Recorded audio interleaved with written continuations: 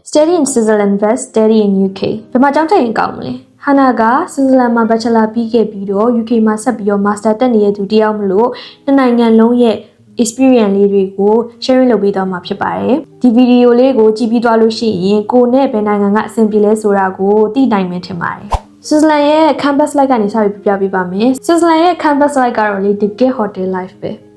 ဒီကျောင်းမှာပဲနေကျောင်းမှာပဲစားကျောင်းမှာပဲစားတင်ရတဲ့ပုံစံမျိုးဆိုတော့လေသူက boarding school နဲ့ပို့ပြီးတော့တူတယ်။ Switzerland ဆိုတော့လေကွယ်ပြောစရာမလိုအောင်ရမ်းလှတဲ့တောင်ထဲနေကြတဲ့မှာနေရတာစားရတာစားတင်ရတာပေါ့ကွယ်တခုကောင်းတာလေနေရတာကလေ hotel လိုမျိုးနေရတယ် housekeeping ကတစ်ပတ်တစ်ခါလာတယ်အေးခင်းနေကောင်းစစ်တွေဆိုလို့ရှင်လည်းတစ်ပတ်တစ်ခါပေါ့တစ်ခါတည်းလဲပြီးရပေါ့နော်မျက်နှာတုပ်ပွားတွေကစားလဲပြီးတယ်ကျောင်းထဲမှာပဲနေကျောင်းထဲမှာပဲစားဆိုတော့တက်တူရတူတကယ်ချင်းနေရဖို့ရမ်းလွယ်တာပေါ့နော် student activities ကလည်းအများကြီးရှိရအဲ့တော့ပြောရရင်ဘွားကြီးကစားလွယ်ပြီးစိတ်ပူစရာမရှိဘူးပေါ့နော်စာတင်ရတဲ့အခါမှာလည်းကျောင်းရောက်ရင်စာတင်မှုအတွက်သူက iPad အသစ်တယောက်တစ်လုံးကလည်းလက်ဆောင်ပေးသေးတယ်ပြီးလို့ရှိရင်ကျောင်းမှာကတော့တစ်ပတ်ကို9ရက်စာတင်ရတယ်ပေါ့စာကတော့ကျောင်းက6လပဲတက်ရတာမလို့ intensive learning ပုံစံမျိုးဖြစ်တယ် group project တွေပို့လို့ရတယ် individual project တွေကတော့နည်းနည်းပေါ့နော်အဲ့တော့လူမှုဆက်ဆံရေးပိုကောင်းလာမှာကတော့သိကြတယ်ဒီ6လစာတင်နေတော့မှလည်းဒီ6လ internship အတွက်ကြိုးပြီးပြင်ဆင်ရတာမျိုးရရှိရပေါ့နော်ဒီစာတင်နေတော့မှဆိုလို့ရှိရင်လည်း volunteering အတွက်ခဏခဏခေါ်တဲ့အတွက်ကြောင့်ကိုလုံနိုင်ရင်ကိုလုံနိုင်တယ်လို့experience တွေရောတော်တော်ရပါတယ် Switzerland ရဲ့ lifestyle အကြောင်းတစ်ချက်ပြပြပေးမယ် Switzerland ရဲ့ကျောင်းတက်ရတဲ့ lifestyle ကတော့ so luxury but your wallet will cryဘာလို့လဲဆိုတော့ဒီကျောင်းထဲမှာပဲနေကျောင်းထဲမှာပဲစားအဲ့ဒါဆိုရင်ကိစ္စမရှိသေးဘူးထွက်စရာပတ်စံမရှိဘူးဒါပေမဲ့ကျောင်းထဲကနေပြီးတော့ကျောင်းပြင်ကိုခြေလန်းတလန်းဆလန်းတာနဲ့ပတ်စံစားကုန်ပါပြီဘာဖြစ်လို့လဲဆိုတော့ဒီ Switzerland နိုင်ငံကလေဘယ်နိုင်ငံနဲ့မှမတူအောင်ဈေးကြီးရတော့တကယ်အမှန်ပဲရထားကားတွေကလည်းဈေးကြီးတယ်အစားအသောက်ကတွေအစားအသောက်တွေအကုန်လုံးကလည်းတော်တော်များများဈေးကြီးတဲ့အပြင်မှာကိုကအေရှားစားစာရေးကြိုက်တော့ဒီအေရှားအစားစာတွေကလည်းရှာရတာတော်တော်ခက်ခဲတယ်မှာပါတယ်ဒီ night life ကြိုက်တတ်တဲ့သူတွေအပျော်ကြိုက်တတ်တဲ့သူတွေအတွက်တော့အဆင်ပြေပါမဟုတ်ရမ်းပြင်းစရာကောင်းတယ်လို့ထင်ပါသေးကြတယ်ဒါပေမဲ့လည်းကောင်းတာတစ်ချက်ကတော့ကျောင်းထဲမှာပဲပေါ့နော်တစ်ပတ်ကို2ရက်လောက်ကဒီ student club ရှိရဲ့အတွက်ကျောင်းထဲမှာပဲကဲလို့ရတယ်ပေါ့နော်ဆွစ်ဇာလန်ကလေအရင်အေးချမ်းတဲ့နိုင်ငံဆိုတော့မနက်ဆိုလို့ရှိရင်လည်း10နာရီ17နာရီလောက်မှဆိုင်ဖွင့်နေပြီးလို့ရှိရင်နေ့လယ်ဆိုရင်ပြန်ပိတ်တယ်ညနေကျမှပြန်ဖွင့်နေည7နာရီလောက်ဆိုရင်ပြန်ပိတ်သွားတယ်ပေါ့နော် Sunday ဆိုရင်လည်းကိုက weekend လို့ shopping ထွက်ကြမယ်လို့မစဉ်းစားနဲ့ဘာမှမရှိဘူးသူတို့ရဲ့ law အရာကတနင်္ဂနွေနေ့ဆိုရင်ဆိုင်ရတော်များများအကုန်ပိတ်တယ်အော်ဒါနဲ့လေသူတို့ကလေ English စကားကိုစူးစမ်းပြီးတော့မပြောတဲ့နိုင်ငံထဲမှာပါတယ်အဲ့တော့ကိုကပြင်သစ်စကားတို့ဂျာမန်စကားတို့တက်ထားရင်တော့ပိုးစင်ပြေရပေါ့နော်ဒါပေမဲ့လည်းစိတ်မပူပါနဲ့အဲ့ရောက်ရင်ပြောရတာခမန်းရတာများပြီးတော့ထမင်းစားရီတောက်ကတော့အော်တိုတက်သွားမှသိကြတယ်အဲ့ဒီကမှာကောင်းတာတစ်ချက်ကတော့ဆွစ်ဇာလန်နိုင်ငံကတော့ဒီ Schengen visa ထဲမှာပါတဲ့အတွက်ကြောင့်ယူရိုပနိုင်ငံကြိုက်တဲ့နိုင်ငံမဆို visa free သွားလည်လို့ရတယ်ပေါ့နော်ပြီးတော့လေဆွစ်ဇာလန်နိုင်ငံထက်ဒီပတ်ဝန်းကျင်နိုင်ငံတွေဖြစ်တဲ့အီတလီတို့ပြင်သစ်တို့ကမှာပေါ့နော်ဆွစ်ဇာလန်နိုင်ငံထက်စာရင်ဈေးသက်သာတယ်လို့ပြောရမယ်ကဲဒါကတော့ဆွစ်ဇာလန်ပေါ့နော်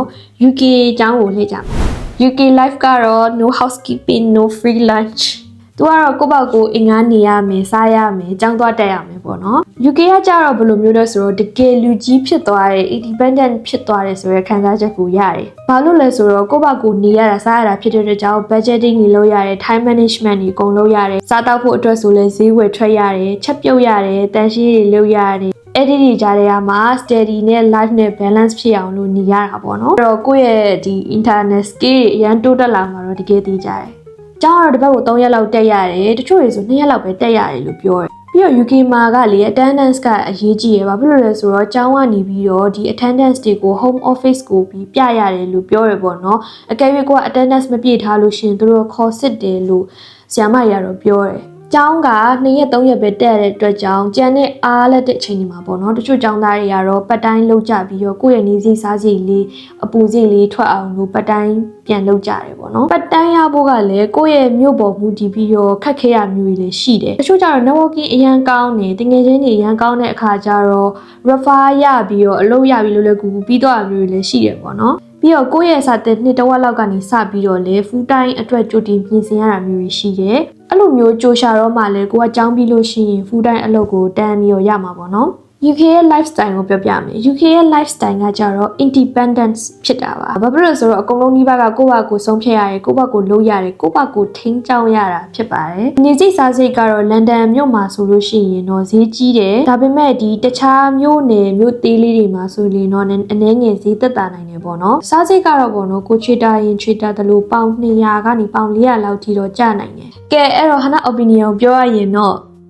Switzerland က safe ဖြစ်တယ်ဘာမှစိတ်ပူစရာမလိုဘူးစာပဲတင်ရုံပဲပေါ့နော်ကိုယ့်ရဲ့ comfort zone နဲ့ပို့ပြီးတော့တူတယ်ပျော်စရာအရန်ကောင်းနေဒါပေမဲ့ပတ်စံကြောင်စဉ်းစားရင်တော့တိတ်ပျော်စရာမကောင်းဘူးပေါ့နော် UK ကတော့ပို့ပြီးတော့တကယ်လက်တွေ့ဘဝဆန်နေကိုယ့်ဘာကိုဆုံးဖြတ်ချက်တွေချရတယ်လူကြီးတယောက်လူမျိုးအကုန်လုံးကိုယ့်လက်ကိုယ့်ခြေပဲပေါ့နော် mentally physically challenges တွေအများကြီးနဲ့တော့ရင်ဆိုင်ရမယ်ဆိုပေမဲ့လည်းဒါကဘဝသင်ခန်းစာတွေလိုပဲကို independent ပို့ပြီးတော့ဖြစ်လာစေပါတယ်နိုင်ငံလုံးမှာတော့ pros and cons တွေရှိကြသလို challenges တွေကို grow ဖြစ်အောင်သင်ကြားပေးမယ့်အရာတွေအများကြီးရှိပါတယ်။ဒါကတော့ Hana ရဲ့ honest experience လေးတွေကိုပြောပြပေးသွားတာပေါ့နော်။အခုကြည့်နေတဲ့သူတွေအနေနဲ့လည်းကိုကဘယ်လိုလူမျိုးလဲဘယ်လို personality type ရှိလဲပုံမှန်မူတည်ပြီးတော့နိုင်ငံ